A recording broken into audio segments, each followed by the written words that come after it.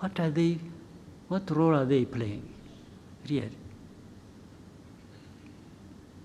To produce hundreds of refugees, hundreds of thousands, here in Rwanda and in the neighboring countries. In Uganda, I think there are about 300 or 400,000. And to the world, this is normal.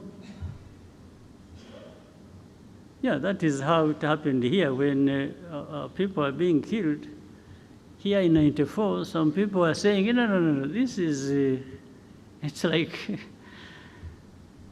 these are the savages of Africa killing each other.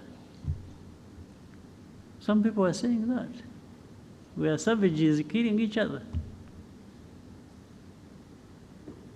So it doesn't need to be treated as urgent. So even having 100,000 refugees and others crossing, every day there are people crossing, by the way, from Eastern Congo to Rwanda. This is normal. If they have to talk about any people at all, it is maybe displaced. Displaced, yeah, they can talk about, meaning those who are still in Eastern Congo, but displaced, maybe there is sympathy for those, a little bit. Those who are being forced, by the way, forced to cross the border and come here as refugees, to create a situation that in the end will find justification and may be accepted that actually those people should live there. It's like these are Rwandans who have returned home. So let them stay there. So in the end, they create some fact that we should contend with and accept. Really? Well, if it wasn't for that we act reasonably, that we respect norms, international norms and laws and everything, and painfully accept this mess that is being created and hopefully waiting for some of those powerful people to address this matter. Maybe it would be right to actually create a situation where we push them back and those responsible should protect them. But so among those refugees, there are those who have been here for the last 22, now 23 years in a refugee camp.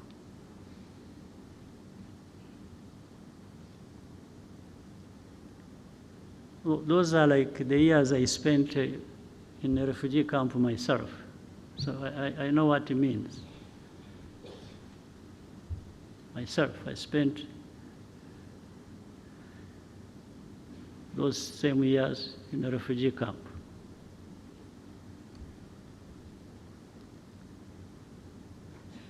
So, who is in charge of what? In this world, who now does what? Now there comes the Eastern Congo conflict as such. One, you try to do some research, do some inquiries, you do some intelligence. Rwanda did not in any way create this war that is happening in Eastern Congo. For me, I'm giving you a fact. Go and investigate and prove me wrong. Rwanda never got involved in starting this fighting that has happened in Eastern Congo. But with time, there has been an effort to actually make it our war. That we are the ones who started it. Over time, this is what has happened. Now, using what? If you see the combination of hate speech and the displacement of these people, you come to understand what actually was behind it. Maybe somebody thought they were being smart, and they thought that was the way to end the M23 problem, which was there in 2012,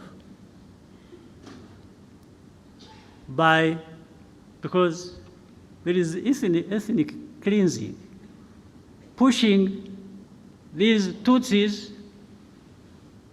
to Rwanda, to belong there because that's where they belong. And Kagame is a Tutsi, he's the president of Rwanda. Let them go and join their president. This is what is behind it. One time we had a meeting and we were having an argument with the leaders. And of course, there was a contradiction in some of these people's argument. I asked specifically, I said, and that's that one responsible for Congo. I said, we are not going to address anything unless you come out clearly to tell us facts about the situation. I asked him, I said, are these people in M23 Congolese or not? And he said to me, and there were other leaders in the meeting, that absolutely, these are Congolese. Then he came out to say that he has in fact even openly talked about it. I think when he was in the US or UK, I don't remember what he said, that he came out and said it. So he was confirming that these are Congolese. I said, fine. So how do they become our problem? How do they become Rwanda's problem? I also asked him, I said, do you know when these people, the group that started this fighting, do you know where they came from?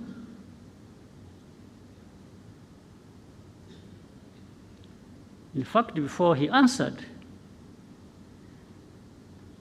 the president of the country where they came from is the one who said it. He said, no, actually they came from, this man refused to solve their problems, and they decided to cross the border and go back where they belong. So then I asked him again, I said, so how do you keep associating Rwanda with this problem? I even asked him, I said, why did you the other day bomb our territory? Because they had been sharing with artillery, heavy artillery across the border onto our territory in Kinigi. There are people here who know it. I said, why? What are you doing? What do you want? And he just said, no, but this, they should go back. I said, go back where? Those who came here, they were about between 500 and 600 when they ran away on 2014 2012, 2013.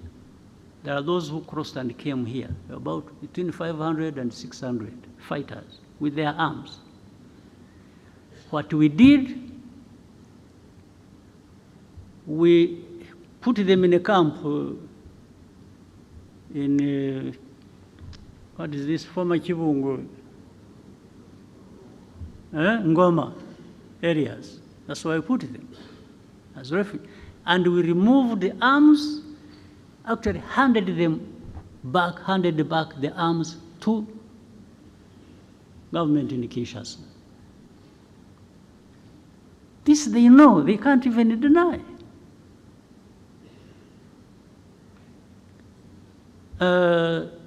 They said they had wanted to solve the problem politically. They invited some of the leaders of this group, took them to Kinshasa, that they wanted to talk to them and resolve the problem. These people, the leaders of this group, went to Kinshasa.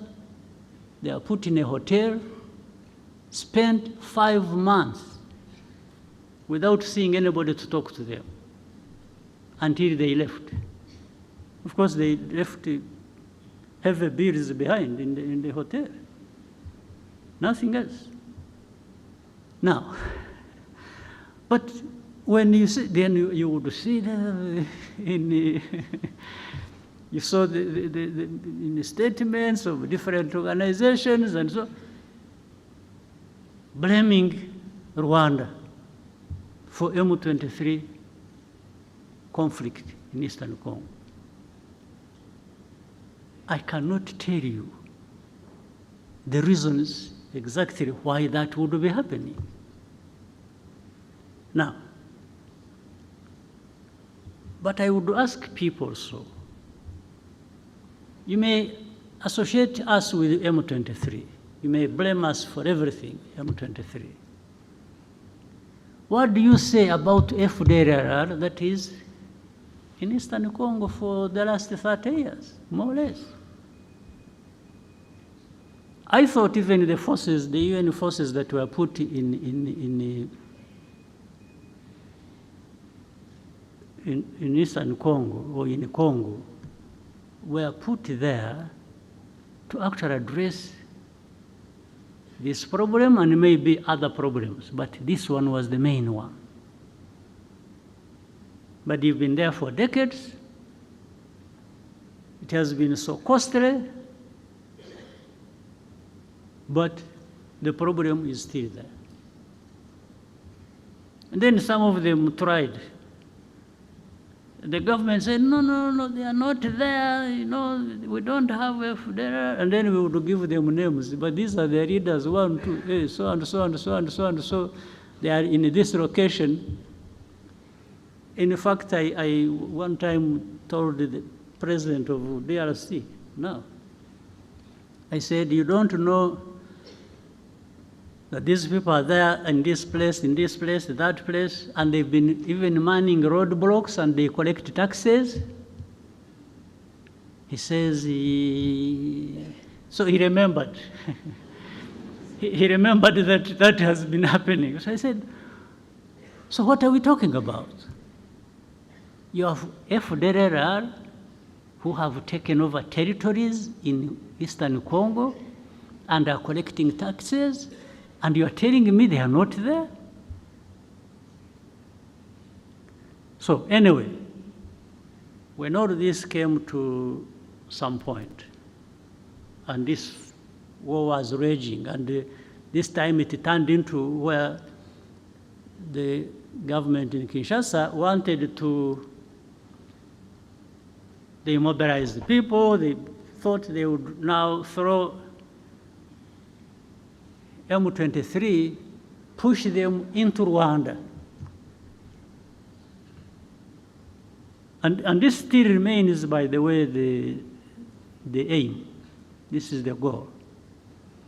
So I told our friends, these powerful friends of ours, I've even said it publicly, when it comes to to defending this country that has suffered for so long and nobody came to the help. I don't need permission from anybody.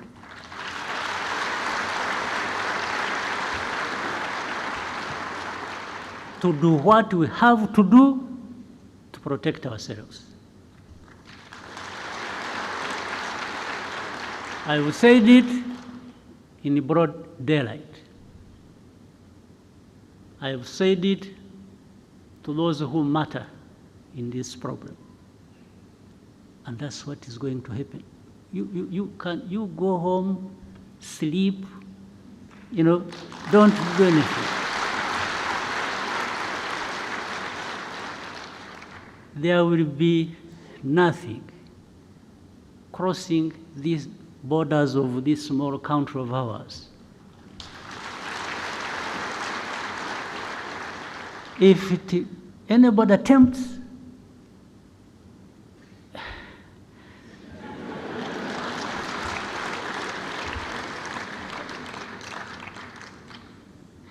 so ntimugatinye ibitumbaraye.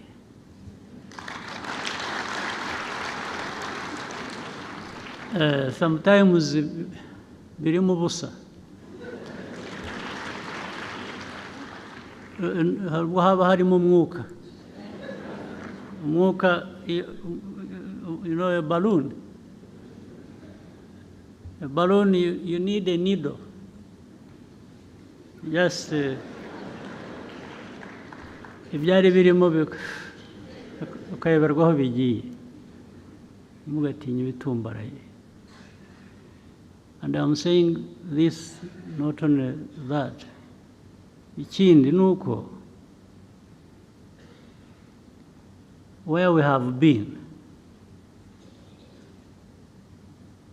30 years ago, there is nothing worse that can happen to us.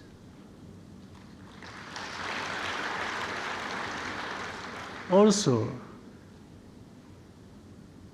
that means if you ever put us in a situation where we have to think like it's going back to that time,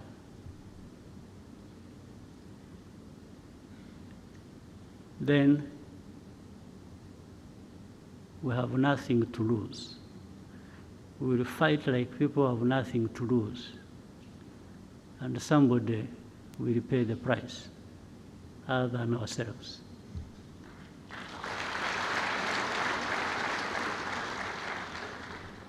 You have seen, I have not answered these insults that are coming from the south, from the west. Those ones don't kill. So I cannot go,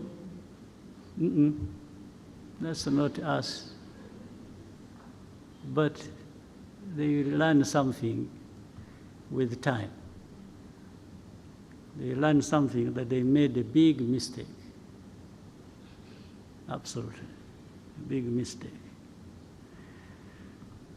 That's why I was telling the young people, happily who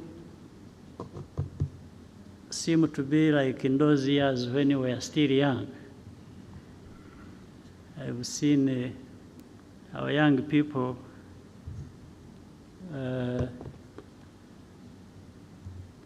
they are really ready to fight for and defend this country.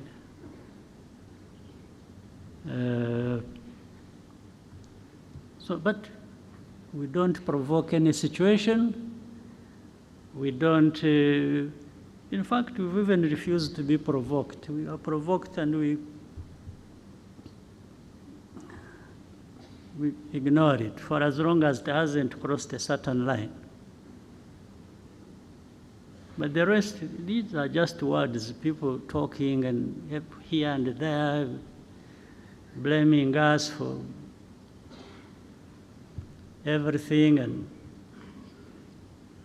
making us carry our own burden, but also other people's burden. No, we carry our own burden. We know our burden we have to carry, but making me carry somebody else's burden is going to be a problem. It's really going to be a problem. It won't happen.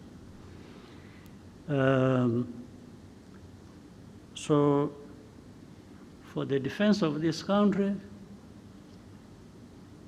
when we are right, when we are attacked, I don't ask anybody's permission, not at all.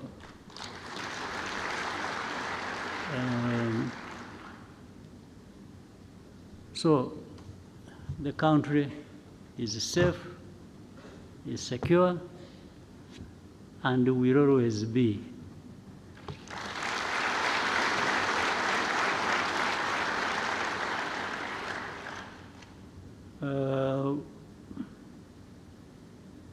Those who are excited and because I'm told what you see happening in the West and then in the South, they are busy collecting the other poor Rwandans who went out making noise, and they are trying to turn them into some leaders in the future of this country. I'm not sure. I'm not sure because some of them either will be brought here by those people who are sent away. They will get tired of them and say, or I will go and collect them and bring them home and tell them how they were mistaken to live in the first place. So, Prime Minister, I think you have had enough time to write your speech. So I think I'm going to invite you to.